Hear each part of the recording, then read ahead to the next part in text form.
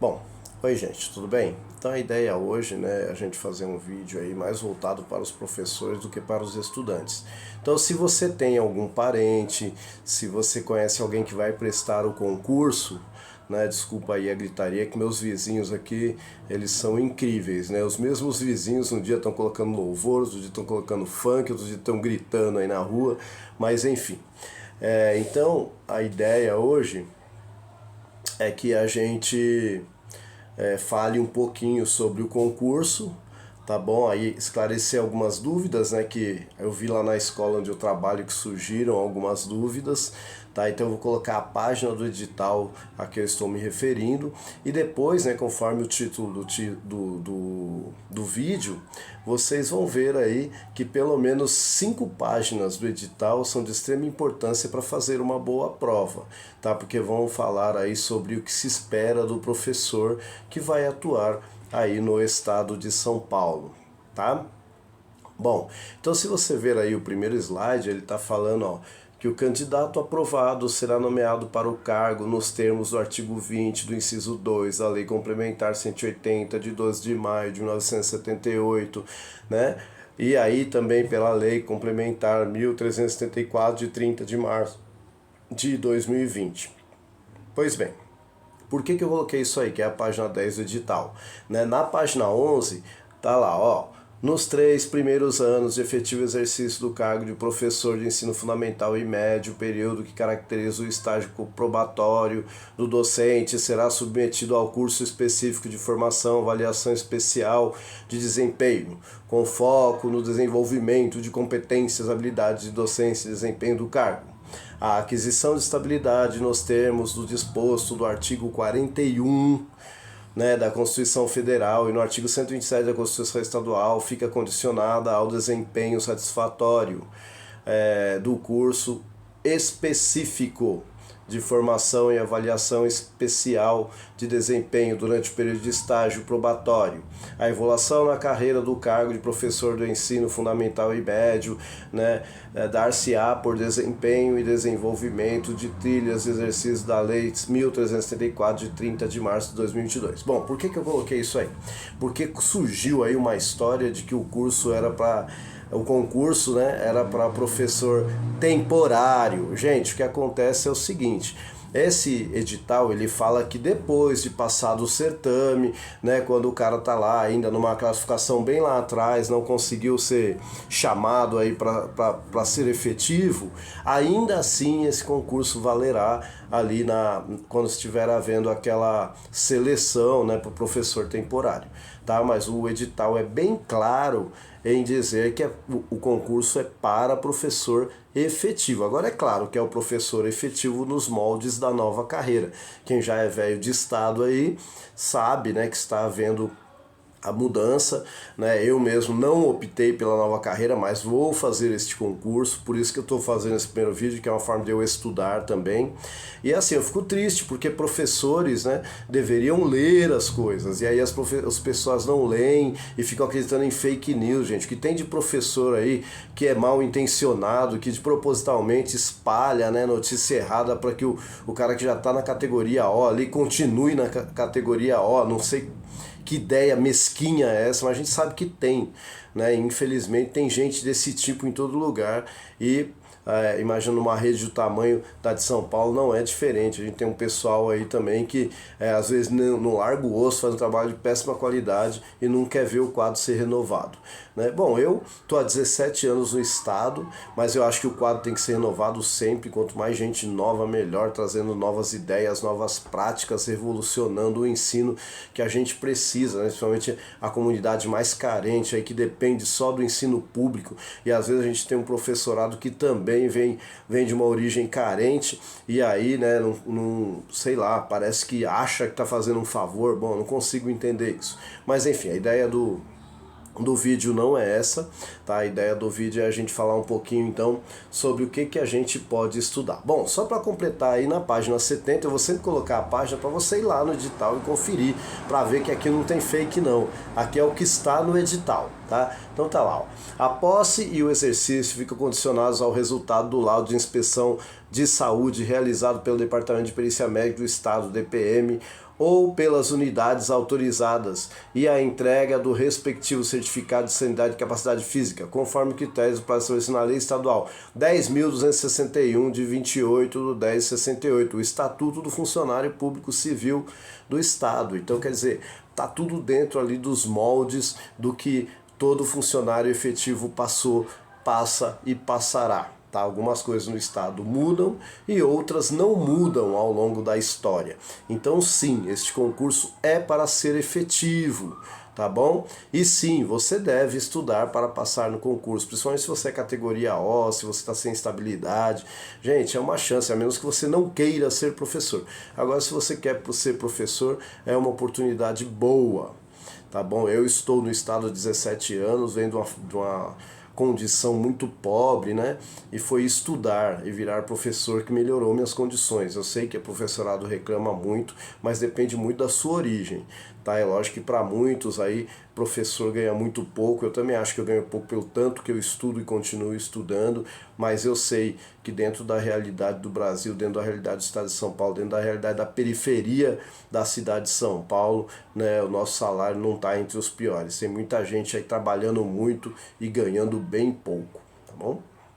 E tem gente aí que, né, nem justifica o salário que ganha. Mas enfim, aí são as mazelas da desigualdade social. Bom, mas enfim, então o título deste vídeo são as 5 páginas do edital que você não deve deixar de estudar. E eu vou dar uma prévia aqui, tá? Esse vídeo vai ficar um pouquinho mais longo do que o habitual aqui no meu canal, porque a ideia é essa mesmo, tá? A gente começar a estudar junto aí para o concurso. Bom, e sobre o que vai falar? Então tá aí, ó, da página 77 à página 82, vai apresentar para vocês o seguinte, ó, os princípios que orientam a ação do professor de ensino fundamental e médio. Aí, primeiro, compromisso com uma educação de qualidade, compromisso com a educação integral, compromisso com o desenvolvimento de competências, compromisso com o letramento e os multiletramentos em todas as áreas de conhecimento, compromisso com o estímulo e o apoio à construção do projeto de vida dos estudantes, compromisso com a educação digital escolar, o estudante como consumidor e produtor de tecnologia, né? Compromisso com a educação inclusiva, compromisso com os processos de avaliação e serviços de aprendizagem de todos os estudantes. Tá? Depois vai vir as competências, lá as 10 competências gerais dos docentes, e por último vai ter lá as competências dos educadores previstas na BNCC. Tudo isso já está resumido no edital, gente. Tá? Então eu vou dar aqui o resuminho. Na verdade eu printei mesmo, coloquei no slide, né? Fica um pouquinho cansativo, mas a gente faz a leitura, faz um breve comentário, e se você tem interesse em passar no concurso, eu acredito que isso vai te ajudar bastante, tá bom? Bom, então vamos ver aí, ó. Antes de começar a falar, né, dessas competências e desses compromissos, ele tem uma introduçãozinha aí que faz assim, ó.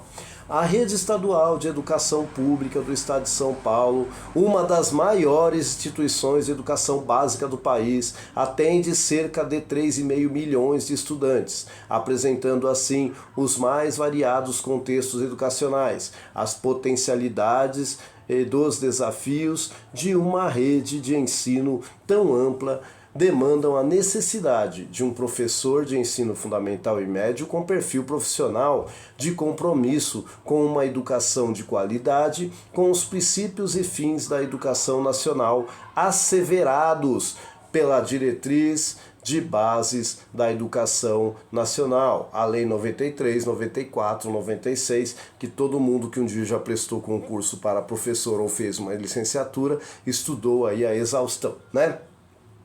E com as políticas públicas educacionais do Estado de São Paulo. O compromisso é que guiará a ação do profissional em direção à eficiência, à eficácia e à efetividade no âmbito de suas atividades, elementos indissociáveis da carreira do professor.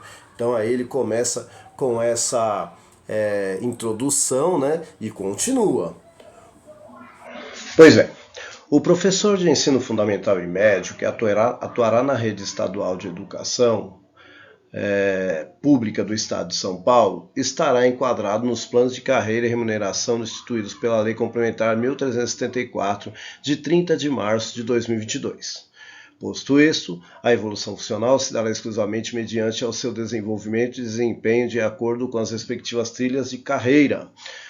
Desse modo, é essencial que o professor assuma a responsabilidade pelo seu autodesenvolvimento, valorizando a formação permanente para o exercício profissional e o aprimoramento de sua prática, aprimorando-se de novos conhecimentos e experiências que lhe possibilitem encontrar e criar soluções que contribuam para melhorar a qualidade das aprendizagens dos estudantes.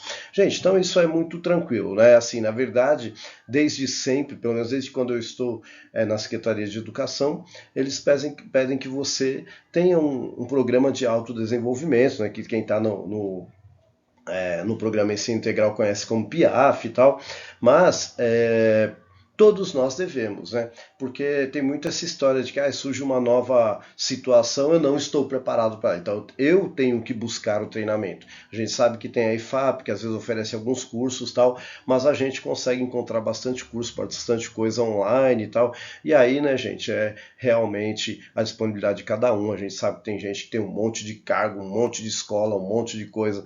Mas aí a gente tem que ver o que é melhor para a gente. Eu só estou falando que é isso que o Estado exige desde sempre e vai estar exigindo nesse concurso também. Porque depois o cara entra no Estado e fala, eu não sabia que era assim. Sabia, né? Tem que saber. Tá bom?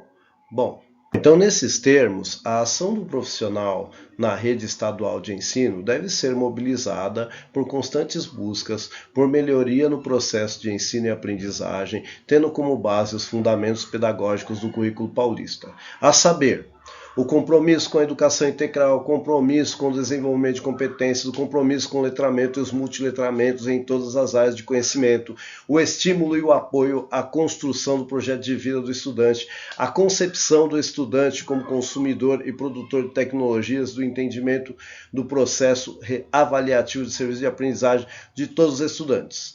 Então vamos ver uma pequena síntese disso aí nos próximos slides. Muito bem. Começar aí compromisso com a educação integral.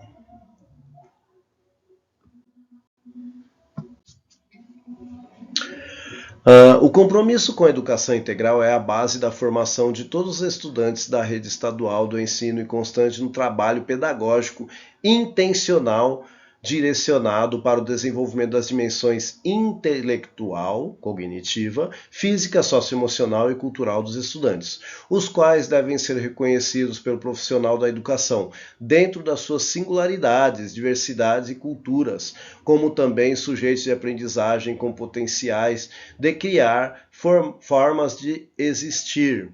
Essas dimensões estão integradas nas competências e habilidades essenciais elencadas como necessárias para a atuação do estudante na sociedade contemporânea. Por conseguinte, as práticas pedagógicas devem ser refletidas e planejadas, levando em consideração as necessidades do desenvolvimento integral dos estudantes. Gente, então isso é muito importante. Tem gente que ainda ouve falar de educação integral, ensino integral, e pensa numa escola que o aluno fica o dia inteiro lá. Não, isso aí é tempo integral. Né? Agora, o ensino integral, ele se dá no momento em que você trabalha o estudante na sua integralidade, né? Com todas as competências que foram faladas, aí que hoje está muito em voga, é a questão socioemocional, né? A questão do respeito às diferenças, né? Entender que o seu estudante ele não tem que pensar como você e não tem que agir como você, e né, fazer com que a vida do estudante melhore em sua integralidade. Né? Isso é um ensino integral. A gente avaliar o estudante não só no conceitual, mas também no atitudinal e no procedimental. Né? Isso é básico, tá bom? Se a gente ainda pensar em ensino integral como o tempo que o aluno fica na escola, a gente vai levar bomba nesse concurso aí, tá bom? Muito bem. Então, ó, depois vem o compromisso com o desenvolvimento de competências. Então, vamos ver o que diz que é competência aí, né? Olha só, compromisso com o desenvolvimento de competências. O currículo paulista, em consonância com a Base Nacional Comum Curricular, BNCC, define as competências gerais que devem ser desenvolvidas ao longo da educação básica, além das competências específicas por área de conhecimento e as explícitas dos profissionais da educação, junto com as habilidades essenciais. As competências gerais enfatizam a necessidade de desenvolvimento de competências socioemocionais. Essas são articuladas e indissociáveis das competências cognitivas. Por competência, entende-se a mobilização de conhecimentos, conceitos e procedimentos, habilidades práticas, cognitivas e socioemocionais, atitudes e valores para resolver demandas complexas da vida cotidiana, do pleno exercício da cidadania e do mundo do trabalho. Espera-se do professor de ensino fundamental e médio que ele esteja preparado para articular estratégias e conhecimentos que permitam desenvolver as competências cognitivas e socioemocionais em seus estudantes, considerando as especificidades de cada um e estimulando-os em direção ao máximo desenvolvimento. Então foi o que eu acabei de falar da outra, né? Isso aqui complementa a educação integral. Quando a gente fala de educação integral, a gente está falando de desenvolver o indivíduo em sua integralidade, né? Não só pensar no cognitivo, no socioemocional, nas suas habilidades práticas, etc. Tá bom? Muito bem. E aí a gente vai para o compromisso com o letramento e os multiletramentos em todas as áreas de conhecimento. Letramento e os multiletramentos são conceitos e práticas relacionadas à multiplicidade da linguagem e suas utilizações e significações nas diversas práticas sociais contemporâneas, bem como as habilidades de leitura, análise crítica e produção de textos que envolvem as linguagens verbais, a não verbais e a multimodal, presentes nos diferentes gêneros que circulam nas mais diferentes esferas da atividade humana. O trabalho pedagógico intencional com essa prática, relacionando-as às aprendizagens de outras áreas de conhecimento, potencializa a participação, a autoria e protagonismo dos estudantes nas práticas sociais, mediadas pela leitura, escrita e outras formas de expressão. Então eu mesmo, né, tenho o hábito nas minhas aulas de, apesar de dar aula de ciências, ligar as questões sociais, falar de política, falar de religião, falar de tudo que envolve a vida do estudante, e às vezes até gerando alguma polêmica, para despertar aquele olhar crítico, né? Eu sempre falo para eles não precisam acreditar em nada do que eu estou falando, mas eles precisam pesquisar para ver o que é verdade, o que não é verdade, e a gente precisa desenvolver isso no estudante. Não adianta eu, como professor de ciências, querer que o cara estude sobre lá os movimentos de rotação e translação da Terra e não entender o contexto social em que ele vive, né? Trazendo aquilo para o que vai fazer de diferença na vida dele aquilo lá. Tá? Então isso é importante, a gente trazer isso aí para este... E aí vem essa história de multiletramentos, né? Que, puxa, eu tenho que também trabalhar toda essa parte social, tenho que trabalhar a parte, sei lá, das ciências exatas, das ciências humanas, por isso que eu tenho que ter um conhecimento amplo, não posso ficar preso à minha área de conhecimento somente, não é isso? Muito bem. Aí a gente vai falar do compromisso com o estímulo e o apoio à construção do projeto de vida estudante. Gente, isso aí para quem está no programa Ensino Integral já sabe, né? Então vamos ver aqui, ó. Tendo como foco o protagonismo e a formação integral dos estudantes, o processo de construção do projeto de vida deve ser apoiado pelo conjunto de práticas escolares, no sentido de proporcionar o desenvolvimento do autoconhecimento, criando condições e espaços para os estudantes atingirem seus objetivos, aprenderem a planejar, a definir metas, a se organizar para alcançá-las de modo a poder identificar suas aspirações, bem como as potencialidades e desafios para concretizá-las, aspectos relacionados à competência geral 6 do currículo paulista. Bom, o que eu tenho para falar sobre isso aí, né? Projeto de vida. Para quem não tem caminho, qualquer caminho serve. A gente fala muito isso para os estudantes, né? Então eu tenho que pensar, mas eu tenho 13, 12, 14, 15 anos, vou pensar no meu projeto de vida. Gente, pensa você como professor, né? Como poderia ter facilitado a sua vida se alguém tivesse te perguntado qual é seu projeto de vida, qual é o melhor caminho para trilhar esse projeto? Eu mesmo venho da família que a gente não acreditava muito que ia conseguir estudar, apesar de valorizar muito a educação. Então, assim, como é que você vai planejar uma coisa que você acha que nem vai conseguir chegar lá? Então é importante eles começarem a pensar. Né? Eu já ouvi, né, de professores falando assim, mas eu estou iludindo o meu aluno. Não, você não está, você não sabe que caminho que ele vai trilhar. E às vezes ele acha o caminho. Né? A gente não pode achar que o nosso estudante não é capaz, porque todos eles são capazes, todos eles têm potencialidades. E a gente não tem essa bola de cristal e a gente não tem também esse conhecimento para dizer, este aqui vai dar certo, esse aqui não vai dar.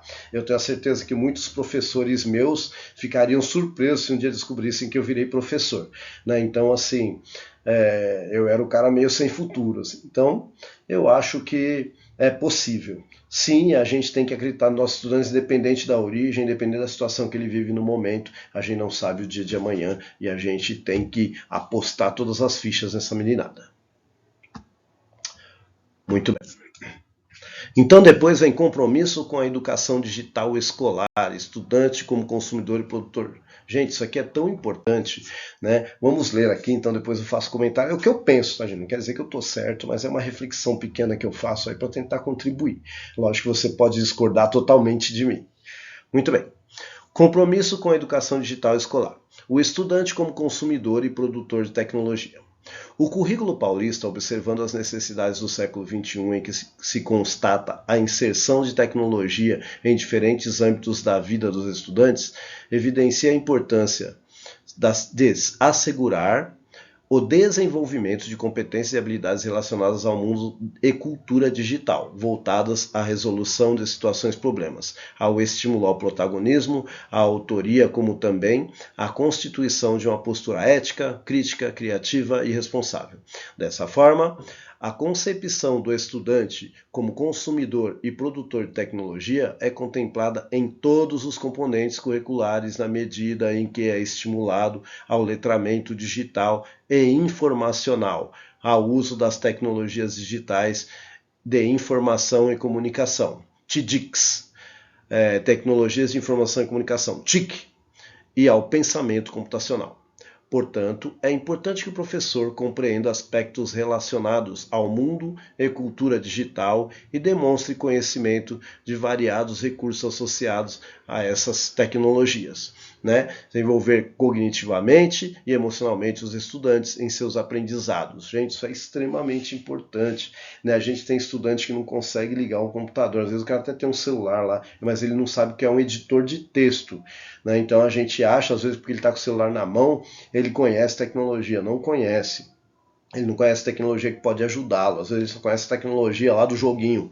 Né? Então a gente tem essa função sim, a gente usa a tecnologia, o mínimo que a gente ensinar já está ajudando. E é lógico, eles são consumidores de tecnologia e podem se tornar produtores também. Eu tenho aluno que virou aí dono de canal de meme e ficou rico fazendo isso. Só que a gente sabe que os memes muitas vezes são usados para manipulação de opinião, manipulação política inclusive, e aí eles têm que ter esse olhar crítico sim, né? Se usa muito, a gente sabe que muita gente está usando o humor aí para ganhar voto e depois fazer um governo horrível, mas que não teve qualquer tipo de questão intelectual envolvida, aí foi mesmo a manipulação, né, que fez muita tecnologia aí ligada a meme, ligada, vocês podem crer que está sendo muito utilizada para essa questão aí, principalmente das ideologias políticas. Então a gente tem que tomar cuidado, né? O humor é legal, eu também gosto de ver meme, mas eu identifico muito questões assim até relacionadas ao racismo,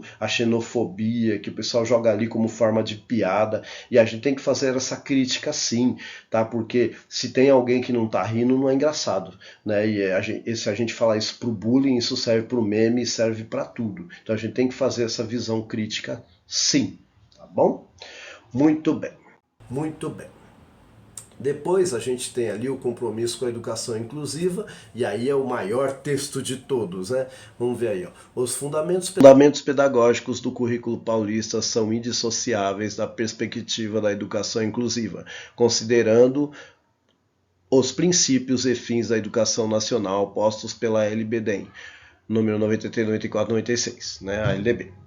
Nessa perspectiva, o currículo paulista indica que para a superação das desigualdades educacionais é necessário foco na equidade, ou seja, compreender e respeitar as diferenças e estar atento às especificidades pedagógicas do público de estudantes que se atende. Fatores indispensáveis para a promoção da igualdade de condições para o acesso e permanência na escola e para a melhoria do processo de ensino-aprendizagem. É imperioso reconhecer dentro da atuação profissional a vasta pluralidade de perfis de estudantes no território estadual relativo aos aspectos psíquicos, físicos, sociais, étnico-raciais, culturais e econômicos. Assim sendo, é dever dos profissionais da educação conhecer as especificidades e características do seu estudante. O que pensam, o que sabem, suas vivências, experiências, formas e maneiras de aprender e da comunidade escolar, de modo a viabilizar estratégias pedagógicas que contribuam para uma aprendizagem eficaz e com altas expectativas. Além, à vista disso, espera-se do professor de ensino fundamental e médio um perfil profissional capaz de fornecer respostas pedagógicas adequadas e contextualizadas aos ambientes de pluralidade social, cultural, às modalidades de ensino, educação especial, adulto, campo, indígena, quilombola, etc.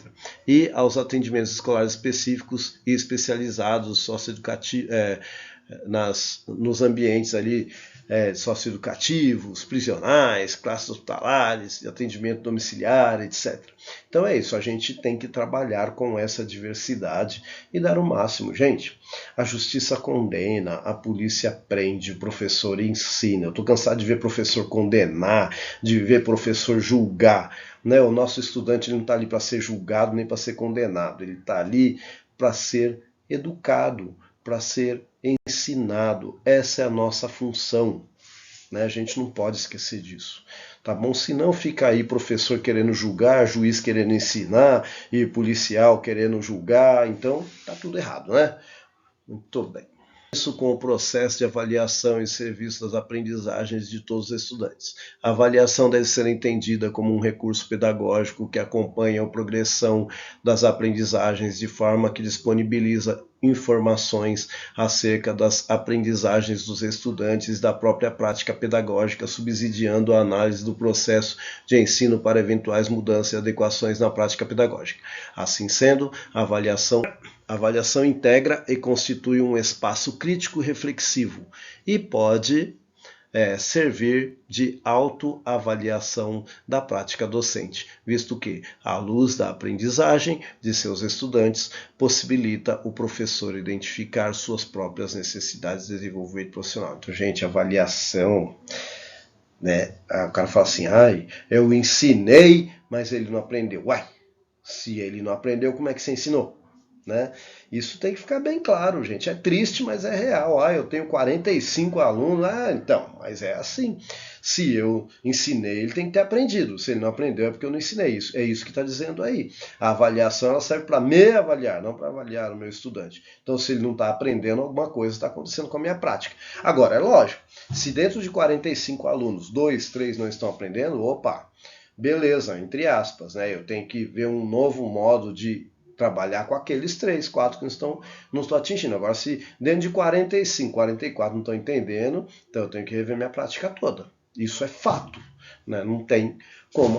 Mas eles são bagunceiros, eles são bons, gente. Aí tem vários trabalhos sobre indisciplina que falam a questão dentro da escola, por que ela acontece. Muitas vezes está ligado à falta de interesse. Então a minha aula tem que ficar interessante. Não estou falando que a minha é interessante, mas estou falando que a gente tem que tentar fazer uma aula interessante.